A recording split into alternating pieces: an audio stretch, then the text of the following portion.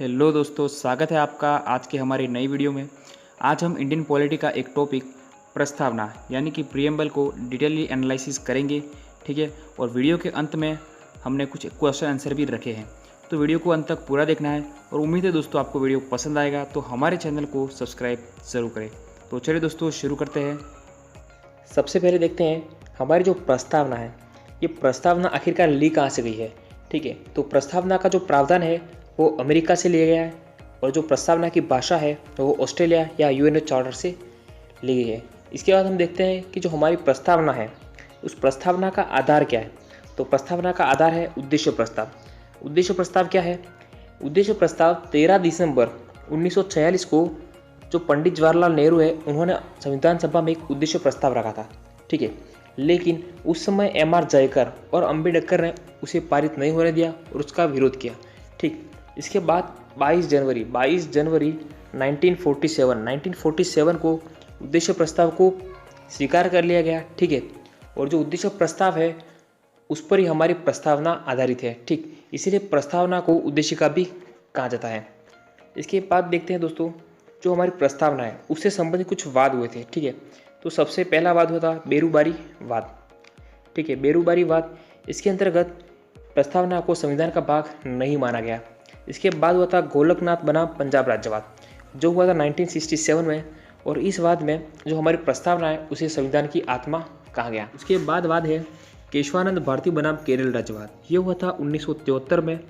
ठीक है, और इसके अंतर्गत निर्णय लिया गया कि जो प्रस्तावना है, प्रस्तावना संविधान का भाग है और प्रस्तावना में भी संशोधन किया जा सकता है। और इसी निर्णय के बाद 42वां संविधान संशोधन 1976 में किया गया, और उसके तहत पंथनिरपेक्ष, समाजवाद और अखंडता, ये 3 शब्द जोड़े गए। तो सबसे पहले एक एक का अर्थ जान लेते हैं।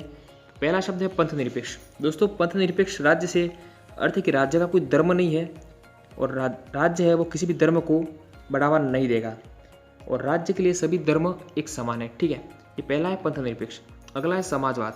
दोस्तों, जो समाजवाद है, समाजवाद से अर्थ है कि वह वैसा राज्य जहाँ पर निजी संपत्ति का कोई भी अस्तित्व नहीं है। ठीक है, यानी कि सभी संसाधनों पर राज्य का अधिकार है और राज्य लोगों के कल्याण के लिए कार्य करेगा। अखंडता, हमारी जो एकता। और इसके बाद हम देखते हैं कि जो प्रस्तावना है, प्रस्तावना को किस किस व्यक्ति ने क्या क्या कहा है। ठीक है, तो सबसे पहले है संविधान सभा के एक सदस्य ठाकुर दास भार्गव, और इनके अनुसार संविधान का सबसे महत्वपूर्ण भाग प्रस्तावना है। ठीक है, और प्रस्तावना संविधान की आत्मा है, और प्रस्तावना संविधान का आभूषण भी है। ये किन्होंने कहा था? ठाकुरदास भार्गव ने। किन्होंने कहा था? ठाकुरदास भार्गव। इसके बाद एक व्यक्ति आते हैं जिनका नाम है के.एम. मुंशी, और के.एम. मुंशी के अनुसार जो प्रस्तावना है, हमारी जो प्रस्तावना है वो संविधान की क्या है? जन्म कुंडली है। ठीक है, के.एम. मुंशी के अनुसार प्रस्तावना संविधान की जन्म कुंडली है। इसके बाद एक व्यक्ति है नानी पालकीवाला। ठीक है, नानी पालकीवाला ने जो प्रस्तावना है, प्रस्तावना को क्या कहा है? संविधान का परिचय पत्र। क्या कहा है? परिचय पत्र कहा है। ठीक है, इसके बाद हम कुछ और इम्पोर्टेंट तथ्य देखेंगे जिनमें आएंगे महत्वपूर्ण शब्दावलियाँ। ठीक है, कौन सी महत्वपूर्ण शब्दावली? जिनमें पहली है संपूर्ण प्रभुत्व। दोस्तों, जो संपूर्ण प्रभुत्व है उसका अर्थ होता है जो भारत है वो अपने आंतरिक और बाहरी दोनों मामलों में क्या है? पूर्णतः स्वतंत्र है। उसके बाद अगला शब्द है लोकतंत्रात्मक शासन। दोस्तों, लोकतंत्रात्मक शासन का अर्थ है कि जनता के द्वारा जनता के लिए किया गया शासन। ठीक है, तो ये क्या कहलाता है? लोकतंत्र कहलाता है। इसके बाद है दोस्तों गणराज्य। ठीक है, गणराज्य का अर्थ होता है कि जो हमारा भारत है उसका जो सर्वोच्च पदाधिकारी राष्ट्रपति है वो कैसा होता है? निर्वाचित होता है। क्या होता है? वो गणराज्य।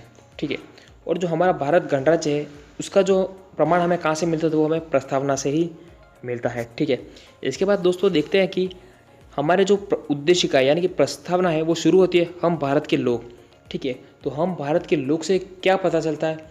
उसे ये पता चलता है कि जो हमारा संविधान है, भारत का संविधान, उसका स्रोत कौन है? उसका स्रोत कौन है? जनता। ठीक है, उसका स्रोत कौन है? जनता। और हमारे जो भारत में है, भारत के संविधान, उसमें सर्वोच्च शक्ति कौन है या सर्वोच्च कौन है? तो सर्वोच्च कौन भी है? वो भी कौन है? जनता। ठीक है, सर्वोच्च कौन है? तो वो भी कौन है? जनता। इसके बाद कुछ महत्वपूर्ण तथ्य है। ठीक है, तो सबसे पहले पहला तथ्य है कि संविधान में लोग, नागरिक और व्यक्ति, ये जो 3 शब्द है उनका एक एक बार प्रयोग किया गया है, और उसके बाद भारत शब्द है। भारत शब्द का संविधान की प्रस्तावना में 2 बार प्रयोग किया गया है, ठीक है। इसके बाद है अगला न्याय, ठीक है, न्याय। तो जो भारत की प्रस्तावना है, जो हमारे संविधान की प्रस्तावना है, उसमें 3 प्रकार का न्याय दे रखा है। कौन सा? सामाजिक, आर्थिक और राजनीतिक न्याय। उसके बाद स्वतंत्रता। स्वतंत्रता प्रस्तावना के अनुसार 5 प्रकार की स्वतंत्रताएं है: विचार, अभिव्यक्ति, धर्म और उपासना तथा अंतिम है विश्वास की स्वतंत्रता। इसके बाद हमारी प्रस्तावना के अनुसार 2 प्रकार के समानताएं हैं। एक तो है अवसर की समानता और एक है प्रतिष्ठा की समानता। इसके बाद अगला है गरिमा और बंधुता। तो ये कुछ महत्वपूर्ण तथ्य थे किससे रिलेटेड? प्रस्तावना से रिलेटेड। अब आगे बढ़ते हैं दोस्तों, तो हम कुछ महत्वपूर्ण प्रश्न देख लेते हैं कि जो प्रस्तावना है यानी कि संविधान की आत्मा किसे कहते हैं। तो पहला प्रश्न क्या है? संविधान की आत्मा किसे कहते हैं? तो इसका राइट आंसर हो जाएगा प्रस्तावना को कहते हैं। अगली है प्रस्तावना की भाषा कहाँ से ली गई है। तो दोस्तों इसका सही आंसर हो जाएगा ऑस्ट्रेलिया से ली गई है। इसके बाद अगला प्रश्न है भारतीय संविधान का स्रोत क्या है।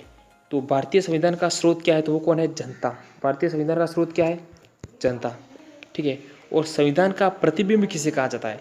संविधान का प्रतिबिंब किसे कहा जाता है? वो भी किसे कहा जाता है? प्रस्तावना को ही संविधान का प्रतिबिंब कहा जाता है, ठीक है।